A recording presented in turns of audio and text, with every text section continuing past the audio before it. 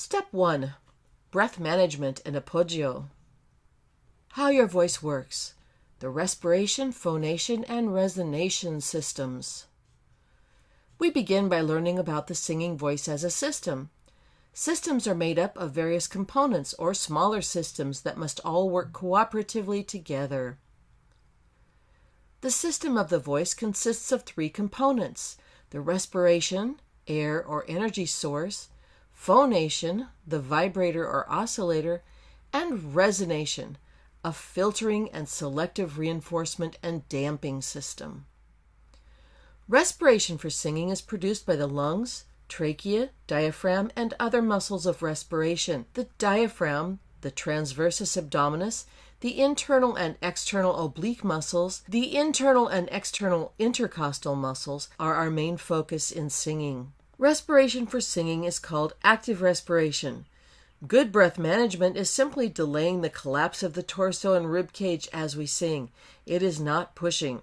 Phonation occurs in the larynx, which houses the vocal folds. Air pressure causes the vocal folds to vibrate as air is moved out of the lungs by the coordinated action of the diaphragm, rib cage, and respiratory muscles. As the vocal folds rapidly open and close, air is converted from aerodynamic energy to acoustic energy. A soft, buzz-like fundamental frequency, along with various partials, are produced at the vocal fold level and are subsequently filtered and then selectively reinforced or boosted or damped in the vocal tract. Tools for training voices.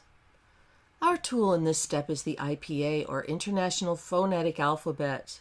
In training voices, if we want a specific result, we need to be specific about vowels. IPA is used throughout the world in teaching language and singing because the symbols used to represent vowel sounds are absolute. They have the same sound regardless of language, dialect, or any other factor. IPA is a way of standardizing the written representation of vowel and consonant sounds that allows us to be specific about the sounds we are using. Exercises in the 8 steps of vocal development are represented using IPA. You will need to have a basic understanding of a few IPA symbols to accurately interpret the syllables given for the exercises.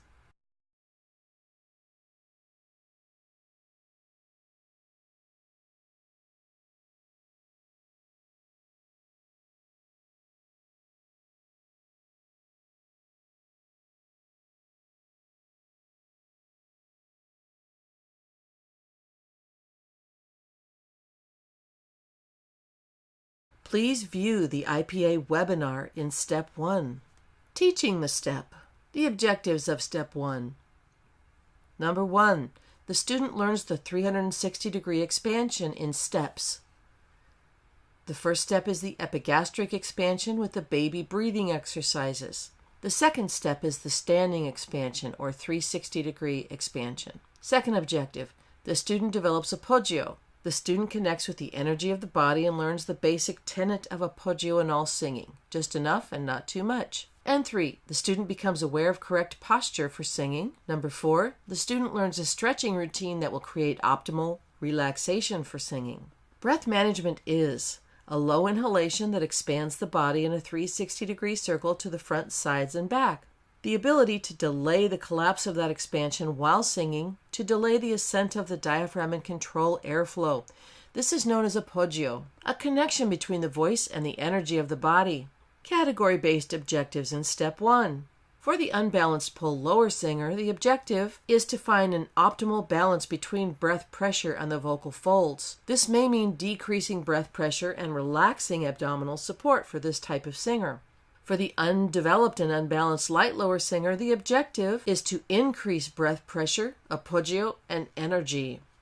The order of priorities and objectives of rounds 1 through 3. In round 1, activation, the student develops the 360-degree expansion to the front, sides, and back during inhalation, beginning with the epigastric expansion, or baby breathing, and the milkshake inhale to encourage low expansion. The student develops Appoggio, or breath support, with exercises such as the steam heat exercise. Round 2, the development round. This is the intermediate round. The student improves Appoggio with the Appoggio warm-up routine. And in round 3, the advanced round, the student progresses to a silent inhalation and the slow leak exercise. breathing techniques that are used in actual singing. The student develops correct posture and learns to stretch effectively. To perform these exercises correctly, the student should be facing the mirror and wearing the SLAS breathing belt. A few thoughts. Breath support may not be the alpha and omega of singing, but it just might be the alpha, or beginning. Becoming a great breather will not automatically make you a great singer, but it is the foundation. Appoggio and valving must be balanced. Valving, or vocal fold adduction, is the key to a well-produced vocal tone. You can have all the support in the world, but if the vocal folds are not firmly adducted at the onset of sound, it's all for naught. Vocal fold closure must be equal to subglottal air pressure. An excessive glottal closure is called hyperadduction, and insufficient glottal closure is called hypoadduction. It's all about balance. If air pressure and glottal closure are too high, or hyperadduction, the resulting sound is overdriven and raspy. If air pressure and vocal fold adduction are too low, hypoadduction, the sound will be anemic and breathy. If the balance of air pressure and glottal closure are just right, the sound is clear and strong, but not forced. Each voice is different regarding what strong sounds like. Strong is strong for them. Here's a graphic in the book of the muscles of breath management. You can see the transversus abdominis muscles here, the deep layer of muscle under the oblique muscles. They strap around the spine to provide stability for the body. The oblique muscles on the side, external and internal, and the rectus abdominis, located along the front of the abdomen. These muscles are most apparent in a very fit person and known as the six-pack, or actually eight-pack, 4 on each side. But we don't really use these actively when we're supporting. We're focusing more on the lateral muscles, oblique muscles, and the transversus abdominis, as well as the intercostal muscles, which work to expand and lower the rib cage. Appoggio is delaying the collapse of the rib cage and abdominal wall. This prevents excessive airflow and protects the vocal folds from the danger of pushing air. Good breath management is expansion and suspension, not force and tension. With correct breath management, we focus on maintaining the expanded position of inspiration, delaying the collapse of the expanded rib cage and abdominal wall by minimally engaging the lateral core muscles, that is, the oblique and transversus abdominis muscles located on the sides of the body. The balance of air and muscle. Air refers to breath pressure generated by the pulmonary system, that's the lungs and muscles of respiration. We control breath pressure during expiration by engaging the intercostal, lateral oblique, and transversus abdominis muscles to slow the rate of the return of the diaphragm to its pre-inspirational dome shape. In order to inhale correctly, we must relax the abdominal muscles completely. Air is balanced with muscle.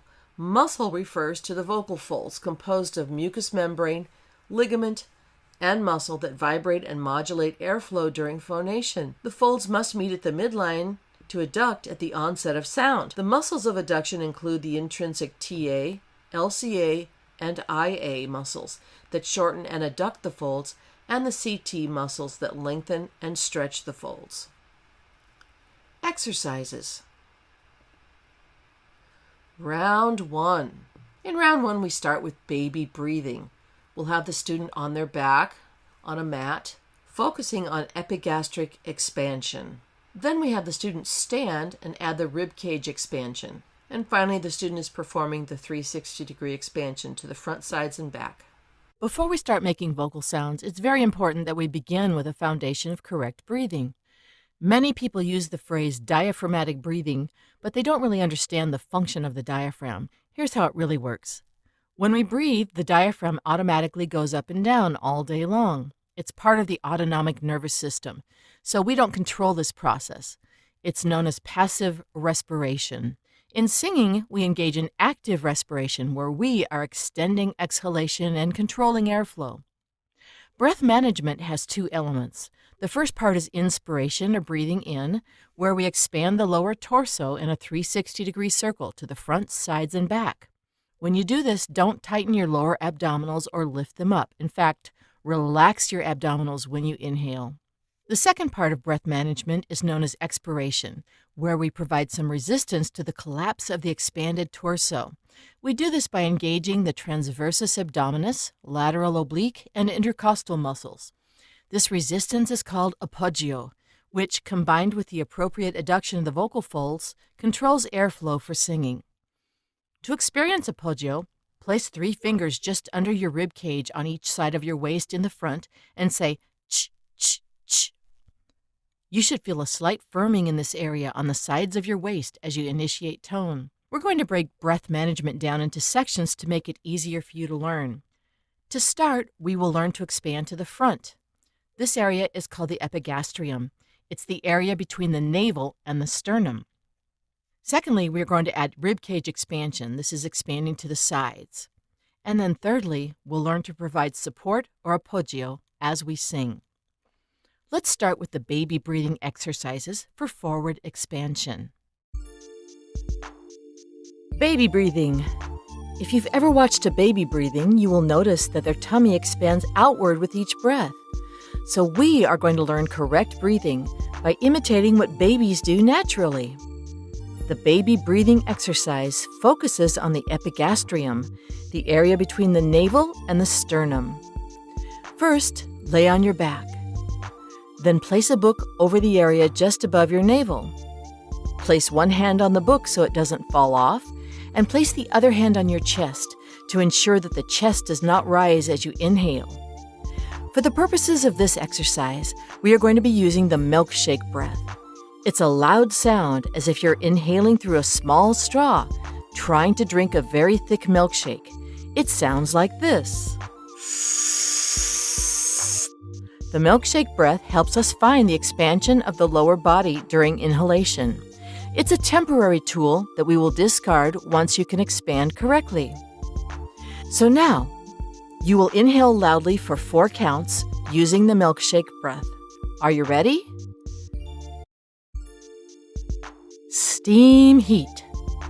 Stand facing the mirror with your hands on your waist, thumbs to the back under the back ribs. Inhale loudly with your milkshake breath, expanding to the front, sides, and back as if you're inflating a rubber tire around the middle of your body.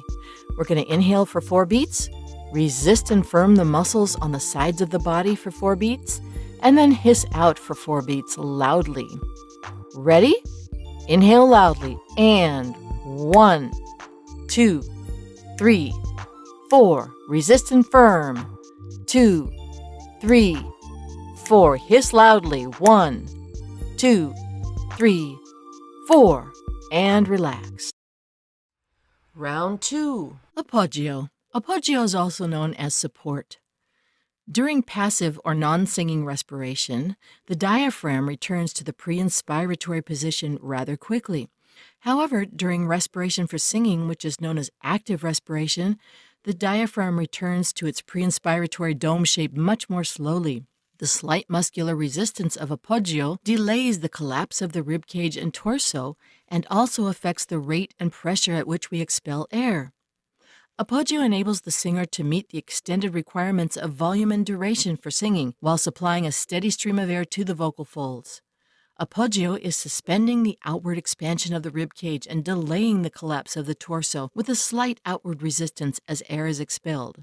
Appoggio is not tension or holding the breath. It is the muscles of inspiration opposing the muscles of expiration. 2 antagonistic muscle groups engaging at the same time. The body should feel like a firm mattress rather than tense or rock hard. This is called flexible strength, where the body can respond to the requirements of the music. The Appoggio wake-up routine. The Appoggio wake-up routine. The Appoggio wake-up routine is a great way to feel our connection to the power of the body's natural support.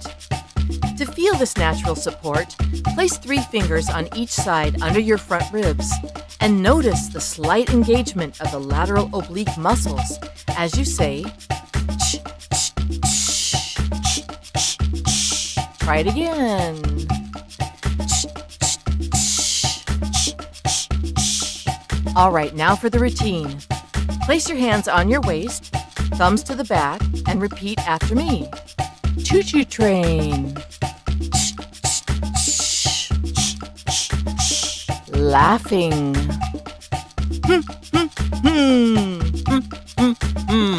Candle blow.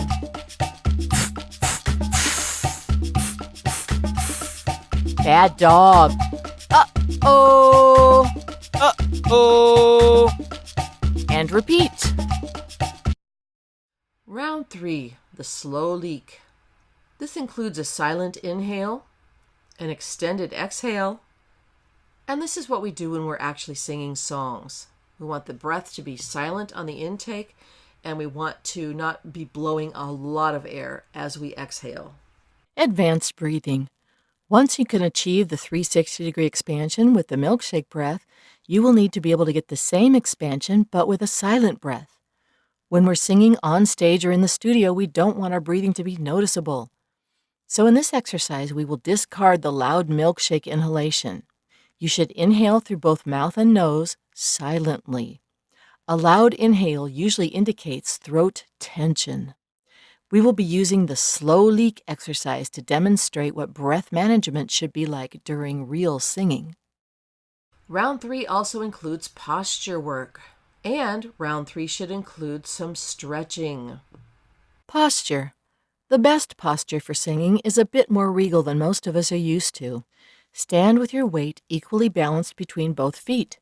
The chest should be high, the shoulders should be back and down, and the spine should be elongated. This allows the rib cage and lower body to expand more freely with the breath so the diaphragm can descend completely. The chest should be comfortably high with the chin level. Don't let the chin move up and down, chasing the pitch, reaching up for high notes or down for low notes. Don't let the head drift forward, the bane of many guitar players, or let the chest sag. When you practice, be sure to watch yourself in a full-length mirror at all times. If you're not paying attention, your old habits will take over and you will be reinforcing bad habits rather than good ones, and making them permanent. Stretching. Let's talk about releasing tension and setting up your body for successful singing. In singing, it's very important to be both energized and relaxed. If you don't sing with enough energy, your singing will be lackluster and possibly flat in pitch. On the other hand, tension in the neck, jaw, shoulders, tongue, or anywhere else in the body is counterproductive. Before singing, you should loosen and stretch your muscles so your body is relaxed and able to respond to new challenges. Many people rush through the day acquiring tension that builds as the day goes on. Muscular tension is the enemy of good singing. A good stretch is a great way to begin any practice session or gig. Test your knowledge. To review, complete the Test Your Knowledge section at the end of Step 1 after reading the chapter.